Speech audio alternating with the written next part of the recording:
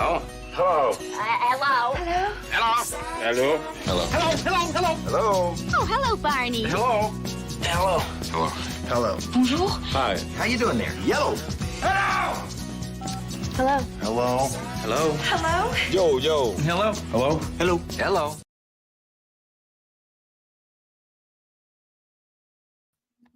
Well, hello there. Welcome to Customer Experience Tales from the Trenches. My name is Mark Mandel, and I'm your host, and I'm so thrilled that you're here with us for the next 30 or 40 minutes as we embark on this new journey of this new program together. Thank you for coming on the journey with us. It's going to be a fun time. While we're together here, I thought I would introduce the show, myself, and then get right into the heart of the material. By way of introduction, as I said, I'm Mark Mandel, and I'm privileged to be your host today and in the future. For those that may not know me personally, I thought I would take a moment just to introduce myself to you so you know who I am. I've been a customer experience guy for, 25 or more years now. And, there's no professional work I'd rather do than help companies think differently about their customers. I've done it repeatedly and taken part in some amazing transformations over the years with some really cool, great brands. And the work is just awesome fun. When I'm not helping companies and their customers, I want to tell you more about me personally. I live here in Raleigh, North Carolina, although I'm a New Yorker by upcoming. My wife and I moved to North Carolina about 10 years ago out of New York, where we got kind of wintered out up there and said, let's move down south where life is better. Love it down here. One of the benefits of being in the Raleigh, North Carolina area is we get to go to some amazing Durham Bulls minor league baseball games. I love the Durham Bulls. I love minor league baseball. It's so much fun. From a customer experience or fan experience standpoint, it's tops. You can't do better than the fun minor league baseball games that we've seen over the years. If you've not been to one of those minor league baseball games, I'm sure there's one somewhere near home for you. Go check it out. You could thank me later. When I'm not at baseball games, I'm a baseball card collector nerd. I love baseball cards. I got into that hobby, 50 years ago as a little kid, and I've loved it since. I've collected all sorts of memorabilia over the years, and most recently, I've moved into vintage baseball that I just think is fantastic. The stories those cards tell can't begin to explain how cool that is. In fact, as a hobbyist, next week I'm going to Cleveland, Ohio for almost a week to get together with 80 or 90,000 other of my closest card collector friends to buy, sell, and trade cards with one another. I'm pretty excited about that. That's going to be a fun week. Well, enough about me. Let me tell you a little bit more about the show, Customer Experience Tales from the Trenches. We're trying to build a very practical show each and every month here where we'll get together and talk about some real-world, high-impact ideas in customer experience. We're not going to sit here and talk about why customer experience matters or what is Net Promoter Score. No, we're going to put those things long in the rearview mirror. Those things are just so fundamental and so basic and not something that's new or exciting. I want to focus on new stuff, high impact stuff, things that other people may not even be talking about yet, and share that with you as we progress on this journey month in and month out together. It's going to be a great time. Every show is going to be broken down to 4 or 5, we'll call them chapters, maybe sections. Those chapters are going to kind of show us where we're doing in terms of each show's composition and cover some really important topics together. On this show and some of the upcoming ones, we're going to have, as I said, 5 sections, and they're going to be broken down like this. We're going to start each show with what I'm going to call my aha moment, the thing that happened in the customer experience space over the last, 2 or 3 weeks, maybe 4 weeks, that really blew me away. Things that I found eye-opening, things that really excited me, things that caught me by surprise and made me go, wow, that was cool. More on that in just a moment. There's also, as you probably know very well, there's no shortage of thought leadership in the world of customer experience work, the work that you and I do and love. There's some brilliant folks, really amazing, empathetic people who are in this type of work, many of whom who have taken a few minutes of their days to compile some of their thought leadership, some of their best ideas, their biggest ideas, and put them together in books and have shared books with one another. In fact, if I look on my office bookshelf over there, I see no less than, I don't know, about 100 or 150 books all about customer experience work. I helped, in fact, write one most recently with another friend, and we'll talk more about that next month. One of the things I thought on the topic of books that might be fun to do here on our show is to do a little bit of a book club each month, where we take one or two books that I think were really groundbreaking books, big books on the area of customer experience management, books that make a difference, and share them with you in like a little book report to tell you things I liked and didn't like about those books. More on that in just a moment. The heart of this show, however, is going to be a conversation. This week, I've invited a good friend to have a conversation about a very, very big topic with me. That topic is going to be about AI, and specifically AI in CX. My friend who's going to join, his name is Mark Zides. If you don't know Mark Zides, boy, you need to check him out. Mark Zides is a rock star. Mark is the CEO of a company that I've watched from the outside looking in, I don't know, for maybe 10 years now, 8 years, something like that. They're called Luminoso. They're up in Boston, Massachusetts area. And if you don't know Luminoso and are in the CX space, you owe it to yourself to check out luminoso.com to see what they're about. I can't endorse them more highly enough. Mark is going to join me for about a 10 or 15 minute open forum chat, just he and I sitting down and kind of riffing with one another all about customer experience and AI and where those things come together and what he's seeing in the industry, at his company, and his customers. They're doing amazing work. I mean, like groundbreaking work. And I'm an old cynic these days. So I'm telling you, I'm blown away and excited by them. More on Mark's story in just a few minutes when he joins.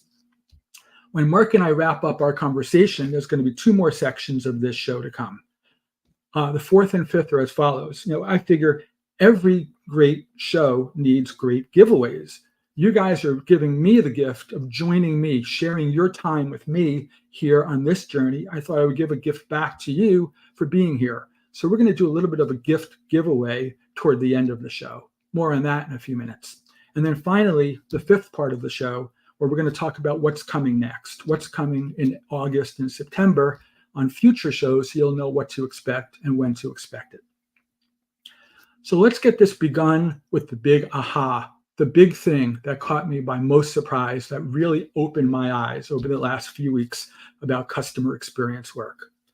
The single biggest aha for me was the energy level at the Forrester Customer Experience Conference. Yep, I went to Forrester again this year. Must be my 14th or 15th year in a row going to that event. I love the event. In fact, don't tell other people I said this, but I think the Forrester show might be the best event in the customer experience entire industry each and every year. And it's a highlight for me to go there. But the last few years were kind of a lull in that event. People, sure, they turned up. They came to Nashville in past years and New York before that.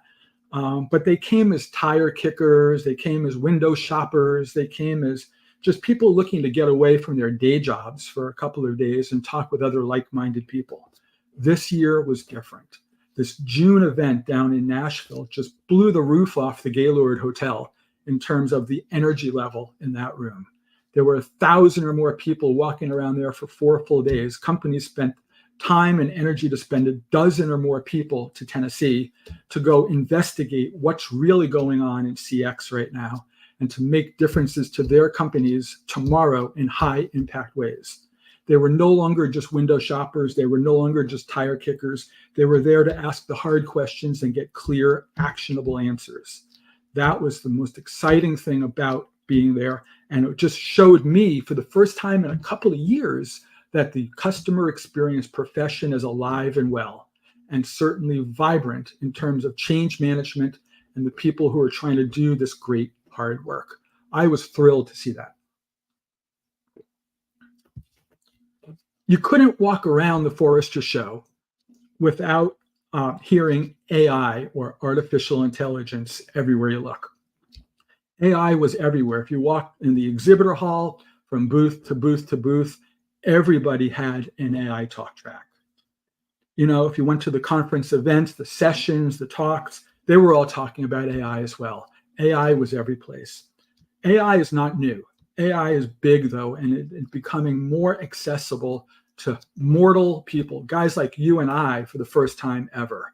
And I want to talk a lot about that, but by comparing it with three other big transformational changes I've seen over history that I think are important to talk about for just a second.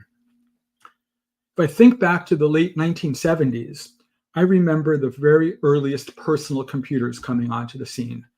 Radio Shack, Commodore, Atari, brands from 50 years ago, long gone, made a difference. They brought computers to the home for the first time and made them accessible. Computers used to be, before that, big room-sized machines that cost millions of dollars to build and run. And now you can get them for a few $100s and put them on your home office desk. First time ever, it changed everything. Fast forward a few years into the mid-1990s and the birth of the internet, and particularly the World Wide Web. Oh my goodness, the web, again, changed everything. The internet wasn't new when the web happened in the 90s. It was around for maybe 10 years, but the web and companies like AOL and Netscape and others, again, made this complex, esoteric thing accessible to mere mortal folks. It changed everything once again. And then the third wave I'll talk about briefly here was in 2007, when Apple came along and introduced the computer in your pocket, the iPhone, where they took the idea of a computer, an internet device, and a phone, mashed them together, and put it in a 4-inch device that I could carry with me everywhere that I go. And boy, oh boy, that computer in my pocket, that iPhone, once again, made the world accessible to me and changed everything. I think we are at the precipice of that happening again with the availability of AI. Again, I said a few minutes ago, AI is not new. AI has been around for 50 years now, maybe more, but it was largely esoteric, largely scientific, largely academic, and now it's becoming available to companies who really want to leverage AI in thoughtful, cool, impactful ways. I mentioned Mark Zides and Luminoso a few minutes ago. They are doing absolutely groundbreaking work in this space. I think they are a fantastic example of a what to do example, or a positive impact example on things happening in that intersection, again, of CX and AI. So when in doubt, I thought, let's bring an expert into this conversation. I want to introduce my good friend, Mark Zides, who will join me here, and we'll talk a lot about the work that he's doing and what he's seeing in the space. Hey, Mark, thanks for being here with me. Hey, Mark, thanks for having me. I appreciate it. Congrats on the new show. It's great. It's great to spend a few minutes with you here. Thank you. Mark, I was talking a moment ago about the impact of AI in CX. And it dawns on me that while I think I know Luminoso pretty well, having watched you guys for, as I said, almost 10 years now from the outside, there are many on this call who may not know Luminoso. Are you able to take just a couple of minutes and just kind of tell us the Luminoso story, kind of who's the company, where do you guys come from, and kind of what are you about? What's in your DNA about AI? I want to hear about that. Yeah, thanks, Mark. Appreciate you having me on the show again. So yeah, Luminoso has been around for a long time, like AI has been around for a long time. We were born out of MIT labs in 2010. A couple of really smart linguistical scientists, PhDs, built this really cool tool. And essentially, the premise of it was that they wanted to build a natural language processing, natural language understanding data analytics company. And over the last 15 years or so, it's evolved into a CX platform that can provide real-time insights for voice of customer, voice of employee, product reviews in what we call real time. Our customers love us, and we've evolved into a really powerful SaaS product for many types of companies. Our technology enables organizations to analyze large volumes of text data from sources like customer feedback, social media, surveys, reviews, where we extract valuable insights to inform decision-making processes for those people to make, better strategic decisions. So, the AI platform utilizes advanced machine learning algorithms to understand the meaning and sentiment behind the text data in multiple languages, 14 languages to be exact. And this enables our business users to uncover trends and identify patterns, summaries, and extract actionable insights from textual information to make, better business decisions than more traditional methods. That's kind of what we do in a nutshell. That's fantastic. It sounds like there's a lot of good science behind the platform, which is better than a lot of companies who seem to be more smoke and mirrors. You guys have kind of rigorous science, and that makes all the difference, I think, for you guys. It's also clear to me, Mark, that while you're the CEO there, you only have been there for about a year. You came in from the outside to take over the shop and to help drive the business forward. I'm curious, as an outsider coming into an established company to help lead and run that company, what attracted you to Luminoso? What was the opportunity that you saw that you said, boy, I want to be attached to this group of folks and doing this type of work?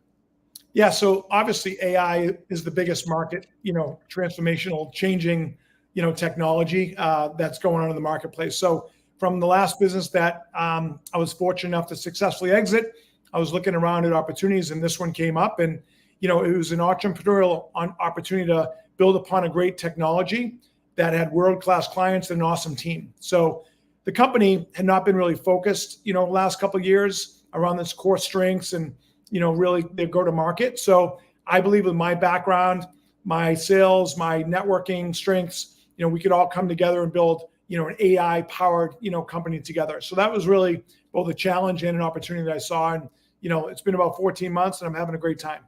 That's fantastic. I'm thinking a lot about AI. And as I said, having been at Forrester and other events recently, AI is everywhere. But I think AI means, in my opinion, at least, different things to different people. And it's interesting to see, they're almost like whatever the opposite of guilt by association is, people want the associative benefits of the terms AI, because they think if I'm an AI company, I'm going to get a certain amount of cool factor. And if I get that kind of cool factor, I get whether it be additional investment money or more customers or more market opportunities. And it's interesting that different things mean different people. From my standpoint, I've been around kind of the text analytics part, like you're part of the AI sphere for years with different companies that I've either been part of or have been partnered with. And, many of those companies really, they've packaged themselves as AI, but they're not. I'm not going to sit here and point fingers and name names, but I could say in certainty that the reality is that a lot of these companies employ a little bit more than just lists of keywords and phrases that get wired into your software. And in many ways, just simply watch for those things like search. And when they happen, they trigger some kind of notification or event. So imagine if somebody said lawsuit in a piece of customer feedback, it gets tagged as legal because the word lawsuit was there. But that's the extent of the intelligence. My sense is that without getting into all the geeky stuff, because there's other conversations about where we can take that, I'm curious, and you guys take it a lot further. You guys have, as you said earlier, built this really sophisticated language model, this linguistic model that allows your platform to learn the spoken or written words the way we learn as humans and how we interpret information. You guys take it a lot further, and I think that makes, in my opinion at least, all the difference. But I could tell you there's a lot of posers out there. I could tell you there's a lot of people who said, yeah, we're AI because they have a vested interest in saying they're AI, when in fact, who knows what they really are. But I wanted to make sure to point out that you guys have a very different story. From my standpoint, you guys are doing great work and you have some amazing customers out there. I'd love just if you can take us on just a journey for just a moment, Mark, and tell us about one of your favorite stories, one of your favorite customers, something that comes to mind that you said, boy, that turned out to be a home run. That turned out to be better than expected for us and for the client. Is there a story that you can share without breaking confidentiality agreements along the way?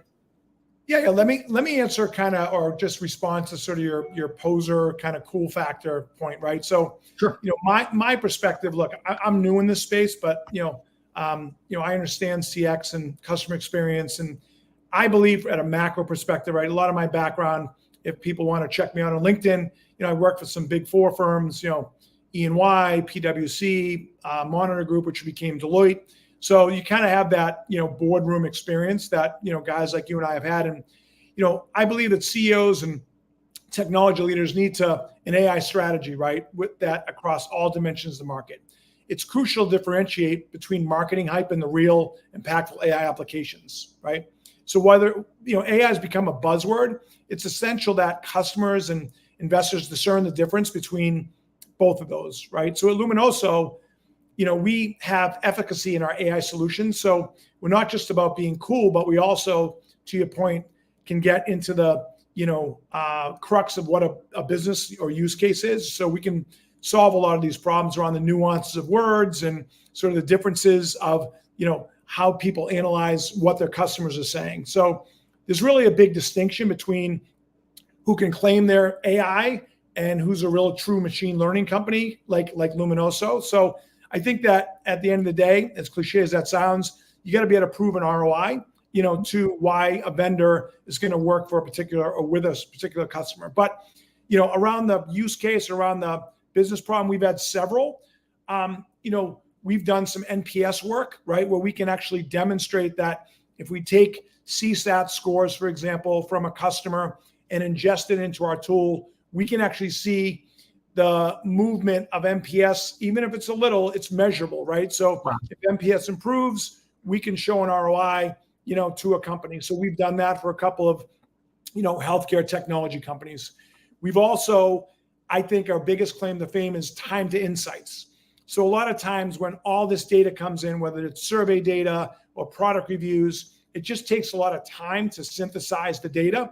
Well, our technology is really easy to use, right? So, it's simple. And, the data comes in. If you're a data analyst, you're a data scientist, you're a business user, it's easy to kind of bring all that together, move it into our dashboard, and then use our ChatGPT assistant, which we call Helios, to prompt it to say, give me the top 3 things I should do as a marketing analyst or as a CMO to actually enable or improve our product marketing or our product in the marketplace. So we've done that in the CX space from a standpoint of listening to what customers are saying about a product. And that's really where we've seen, the biggest improvement, or our customers saying, wow, we'd like more of that, around our product. Think about CPG, think about technology firms, without kind of giving away some of the awesome companies that we work with. Fascinating. Hey, you mentioned ChatGPT. It's an inevitable conversation topic, so let's talk about that for a second. The whole area of generative AI or Gen AI is certainly in the news these days. Companies like OpenAI and Anthropic and others have raised, $1 billion or hundreds of millions of dollars each to go exploit this new technology to bring it to the masses, but it's really in its infancy. I also realize that generative AI, like I'm talking about with those types of companies, is just one, we'll call it category of AI. And the reality is, there are pros and cons to generative AI. There are pros and cons to other techniques as well. You mentioned a second ago that the Luminoso platform takes advantage in some ways of a generative AI capability as a way to more interface with your data than it is about generating the insights themselves. And I'm curious, do you see a place for how do you separate, I should say, the places that you operate your business and help impact your customers versus, let's say, generative AI? Because clearly you're not the same as one another, and there's going to be advantages and disadvantages. And I'm curious what you see the advantages or opportunities for you guys in a growing generative AI space. Yeah, look, this is a hot topic. It's a great question. We could probably talk about this for an hour.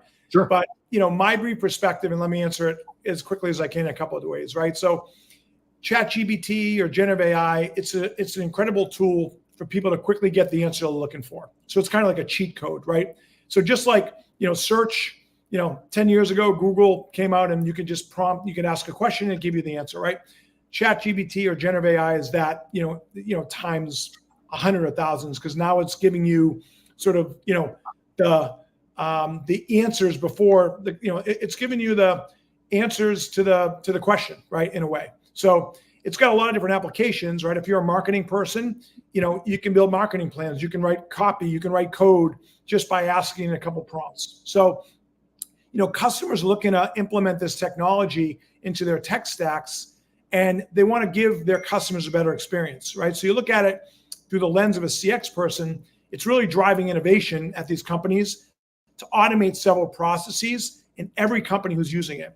So it's really changing the way that decisions are being made at these companies. And I think what companies and decision makers need to do is figure out what's the application, what's the use case, and really what's the project that you can apply it to. So in the case of Luminoso, our customers are coming back and saying, hey, your tool is, a Mercedes-Benz, to use an analogy, that gives us all this great sentiment analysis, thematic summaries, concepts, themes. But now we want, give us the 3 things that we can do with that data, right? And that's what generative AI can do. So we overlaid it, onto our tool to kind of, again, I'll go back to the cheat code thing, right? All in the gaming world, right? Everyone wants the cheat code, or everyone wants to open up that new, unlocked, thing that gets them to the next level in a game. That's kind of what this tool and this platform can do. So again, like I said, we can talk about it, Mark, for an hour, but it really depends on the company, on what business problem you're looking to solve.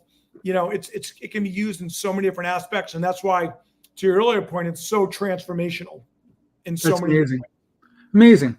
It's funny, you talk about cheat codes. One of the things I realize about many folks, myself included, of course, who come to these podcasts and webinars, everybody's looking for a new idea. Everybody's looking for that cheat code that they can take back to their CX jobs and think about and put into place as soon as this afternoon or tomorrow. I was going to share a story with you because I think it'll resonate not just with you, Mark, but with our friends who are listening in. It goes back a couple of years ago. I remember in the work I was doing, I was called to the president's office of a large B2B technology company. And he had told me a story that I'll never forget the words because they kind of etched into my mind from that conversation. He said to me, we just gave $8 million to one of the large consulting outfits out there to implement what he called his NPS program. And it was interesting because he said he picked up a piece of paper from his desk and he goes, this is my report that I get month in and month out off this multi-million-dollar NPS program. And he said, there's months when my score goes up, and he goes, bloop, and it goes up. He goes, there's months when my score goes down, it goes, bloop, and it goes down. And he goes, it looks like a hospital EKG chart. It's like bleep, bleep, bleep, up and down, but month after month. And I'll never forget the line that he used. He goes, when the months when it goes up, he goes, my boss, the CEO, calls me. And he goes, you're a hero when it goes up. He says, when it goes down, the same boss calls me. And I'm a moron. He says, I'm trying to just do one thing, he said. I want to maximize the hero to moron ratio in my day. He said, I just need to get it right just a few more times and I get it wrong. The problem, he said, is I don't know why it goes up. I don't know why it goes down. Because the way we designed that NPS program, he said in those days, was really following the original Fred Reichheld game plan of Net Promoter Score as the ultimate question. I asked the question, how likely would you be to recommend our company to a friend or colleague? We get a numeric score. Sometimes I'm a 10, sometimes I'm a 3. But we don't really take the time to understand qualitatively why.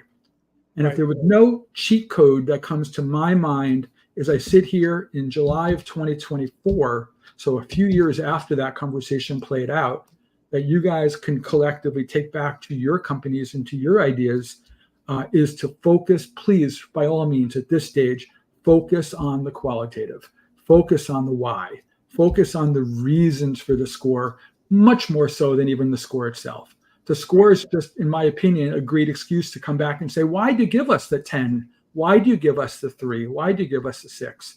And tell us in your own words why. Because if you're not focusing on the why, you're kidding yourself. And now as the amount of feedback continues to go up and the amount of customer engagements and conversations go up, that why, that feedback, that open-ended commentary is just harder and harder to get your arms around just because of the sheer volume of it. And it seems, Mark, if you wanted that cheat code, talk to a guy like you to help them get their arms around the why, help them be able to understand what's making the whys happen. And maybe more to the point, when I'm a 10, what are the comments that are most closely driving 10s as 10s? When I'm a 3, what are the comments that are most closely driving me into the other department over there? There seems to be a huge opportunity, but so many of these companies are still chasing scores. They're still wanting to know, yay, I'm a 78, aren't I great? Or I'm a 62, or I'm a 37, or I'm a -9. And the reality is there's so much more to it than that. What could you add to that, Mark, if anything, in terms of just cheat codes or ideas that our friends here could take back beyond just going from the score to the reason? Is there more to the story that you want to share? Yeah, again, another great question, another great, frame story, Mark. We could probably have a whole other podcast on that topic alone. But what I would say is, there's so much unstructured text data in the world. 80% of all data is unstructured, right? And it's just growing exponentially every year. So for companies that want to get a better understanding of, how to measure results or how to measure what their customers are saying, you really need to have a platform or a tool or process on how to measure, the inputs or the data coming in, right? Whether it's through social channels, through, product feedback, through, secondary research, like whatever, surveys, like however the it comes in. I don't have a cheat code. If I had that magical, wand, as I say, I'd probably be long retired by now.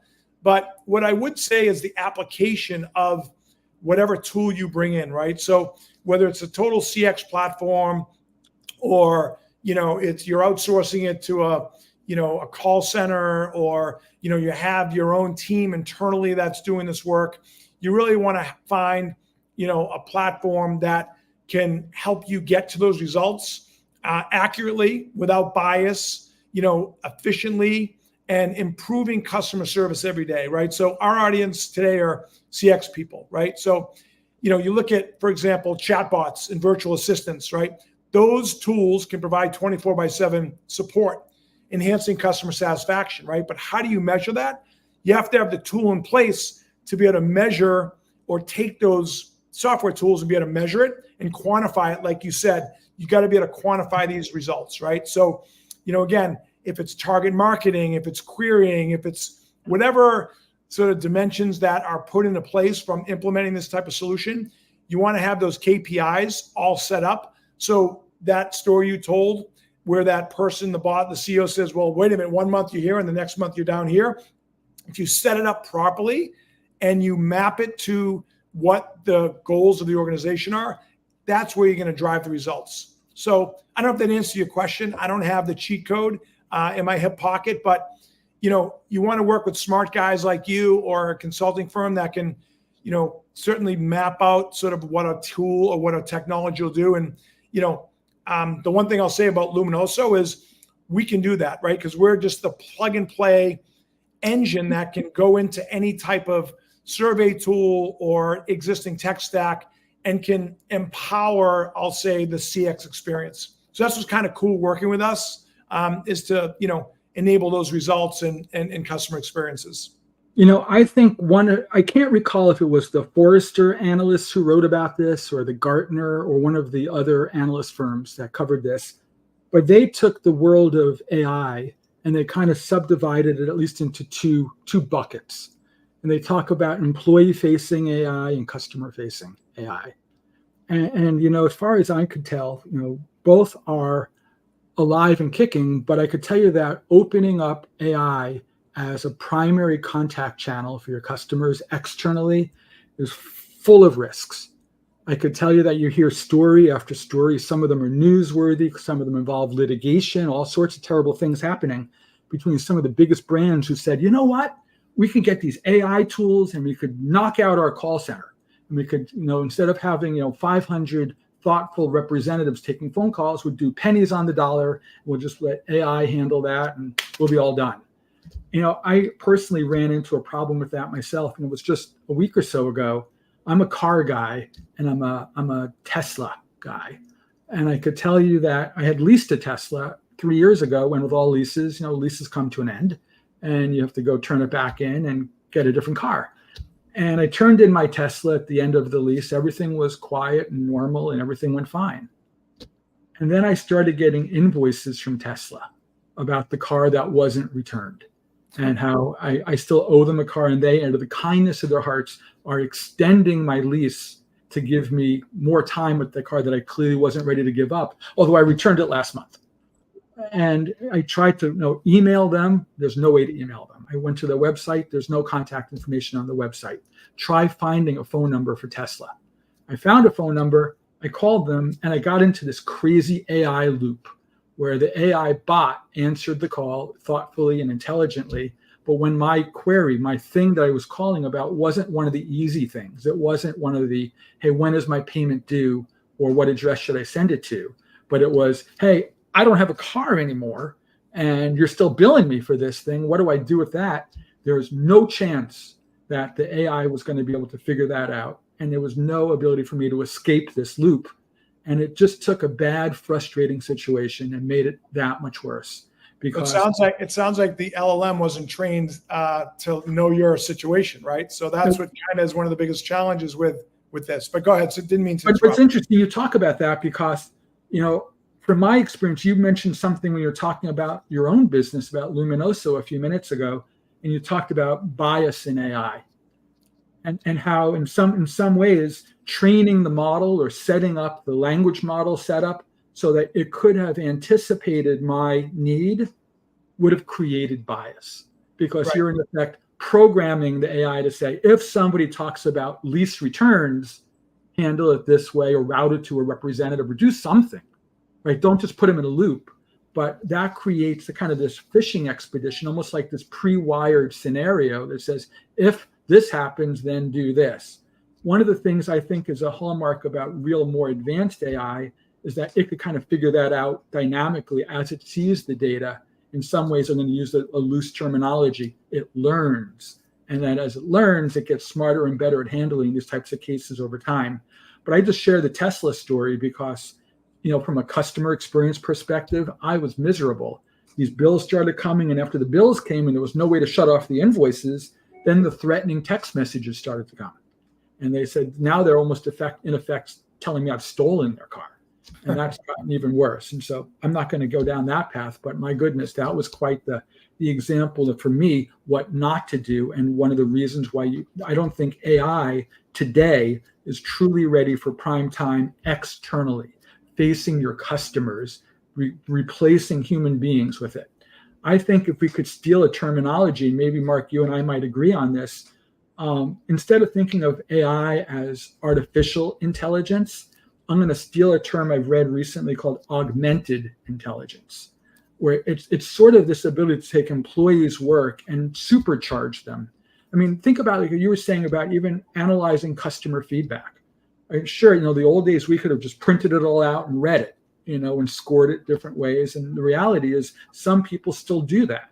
But the truth is that why would you want to do that? Because that just simply doesn't scale if you could in turn augment that person with the ability to have an AI tool to help them speed through reviewing thousands and thousands of customer pieces of feedback all day long. They could take 12 hours of work and condense it to 5 minutes in some ways. And that's the groundbreak. So, cautionary tale, external deployments, I wouldn't do it right now, at least not broadly. Experiments, knock yourself out. Don't replace primary contact channels with AI. It's not a good place to go. But internally, whether it be helping those same call center agents serve their customers better, whether it be helping analysts learn their way around customer feedback better, or other internal use cases, I think it's the real deal and here to stay. Yeah, let me just comment real quick. So I think knowledge management is a great use case, right? To your point where, if you're a call center rep and you want to get an answer very quickly and you use AI just to kind of, prompt it or bring it right up to you, I think that's an awesome way to kind of enhance, the user experience. You mentioned risks around AI. Look, it's not perfect, right? These LLMs need to get trained and they're constantly getting trained every day, every minute. Data privacy is a challenge in the marketplace, right? With respect to AI, companies are nervous around, well, okay, if you're going to analyze my data, where's it going? Where's it coming from? All that. And then that bleeds into biases, right? Which you and I could probably have a whole, podcast on biases. It's like, a couple of the biggest companies, super hyperscalers out there have had some challenges on, bias, in their LLM models. And, these are designed to avoid, but they can negatively impact customer interactions, right? And then when you talk about AI versus augmented intelligence, I love that because, what it does is you don't want to take out the decision-making process of a human, right? Like humans react. It's a feel. It's feel the person out. It's read the room. That all goes away with AI, right? If it's straight machine learning. So the emphasis, enhancing human capabilities rather than replacing them is helpful, right? So that knowledge management thing. Empowerment. So AI tools should empower customers and employees by providing additional support, insights, and efficiencies. Like that's where I think AI should be used. And it's got to be balanced, right? So it's got to be, used in the right way and not just taking over, like you said, that experience you had at Tesla. It's got to balance that. So that's my 2 cents. But again, it certainly changed the game in the last couple of years, and it's only going to, quote unquote, replace. You don't want it to replace humans, although it may in certain companies, because some of the mundane tasks can be replaced with, AI.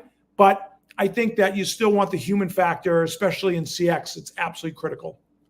Absolutely. I mean, the downsides are clear, right? If you do it poorly or wrong, you not only risk bad customer experiences, you open up doors to liability even. You want to be really mindful of that. Right. Mark, thank you for hanging out with me here today. I hope you continue to hang out for the rest of this show. We're going to touch on a couple of other topics here before we wrap up our call. I mentioned before this idea of books in a book club. There's 2 books I wanted to take a few minutes and just share a little bit of thoughts about with you. I'm going to hold the first one up here. This is a book from a couple of friends of mine, Michael Hinshaw and Diane Majors, that I got earlier this year.